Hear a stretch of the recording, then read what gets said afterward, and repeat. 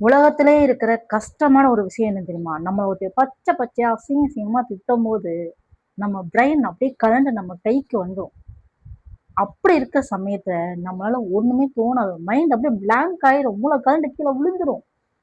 ஆனா, வீட்டுக்கு வந்ததுக்கப்புறம் நைட் ஒரு 2 மணி, 3 மணியாப்புல, அவ ஏன் நம்மள அப்படி திட்டினா? அப்படி எப்படி சொல்ல போச்சு? அவ மட்டும் நம்ம கையில கட்டுச்சா, நேர்ல கட்டுச்சா, அப்படி இப்படின்னு தோணும். இந்த பாயிண்ட் அப்படி சொல்லியிருக்கலாமோ? இந்த பாயிண்ட் நம்ம இத சொல்லியிருக்கலாமோ? அப்படின்னு வண்டி வண்டியா, மலை மலையா அப்படியே பிரெயின் அப்படியே அருவி அருவியா கொட்டும் அந்த டைம்ல. ஆனா, அவிங்க நிக்கும்போது, அவிங்க திட்டும்போது நமக்கு பாய் பூட்டு போட்டவன் பிளாங்க் ஆயிரும். சிப் வச்சு க்ளோஸ் பண்ணிட வேண்டியதுதான். அந்த அளவுக்கு நம்ம வாயும், பேசட்டும் இப்படிதான் இருக்கும்.